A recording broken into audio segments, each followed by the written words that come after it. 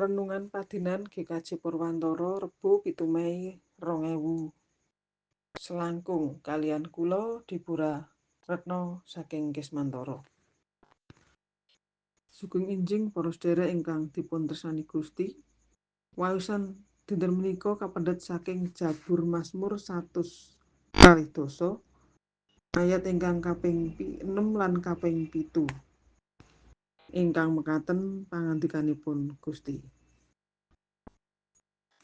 Wis cukup suwe pamanggonku awur karo wong kang padha sengit marang karukunan. Aku iki demen rukun, nanging saben ana pangucapku, wong ing kono iku banjur padha ngajak perang.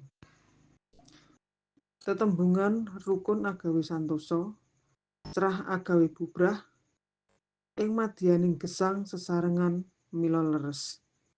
Santosaning gesang sesarengan ing masyarakat, kangge nggayuh tentrem rahayu sajagat kadumuken yen tiyang setunggal lan setunggalipun sami rukun.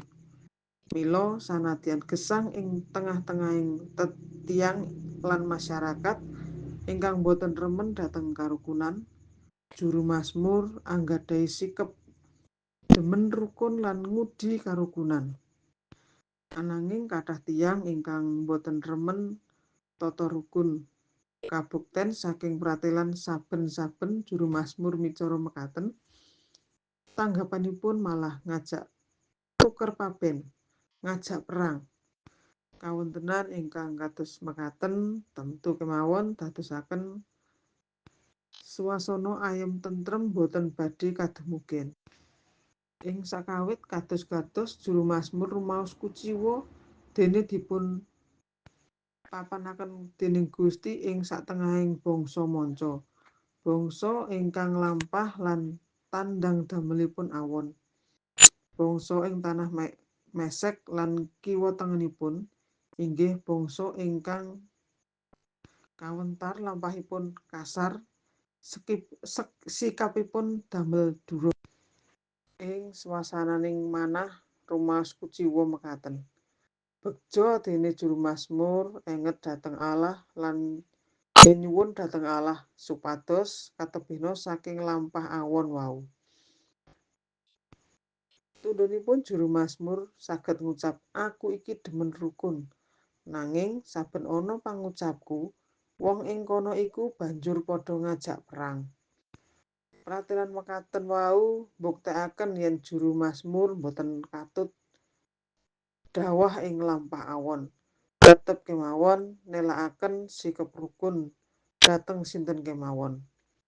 Juru mazmur tetep kemawon mbangun karukunan lan kedamèn sanadyan tetiyang sakiwa tengenipun sajak serik jalaran boten remen dhateng lampahing karukunan. Juru mazmur paring piwulang adi dhateng kita sami para tiyang pitados. Sumangga sami mbangun watek karukunan, demen rukun lan tansah andum pirukun. Watak rukun terus-terusan kedah kita pratelakaken, kedah kita udi tetep dados perjuangan kita supados kawontenaning bebrayan ageng ing jagat menika saged pinanggih kaayeman lan katentreman. Amin. Sumangga kita ndedonga. Duh Gusti, kawula masrahaken gesang kawula wonten ing asta paduka. Tansah nggadhahi manah lan raos rukun dhateng sedaya tiyang. Duh Gusti, kawula masrahaken gesang ing dinten menika wonten ing astanipun Gusti. Gusti tansah nuntun kawula. Amin.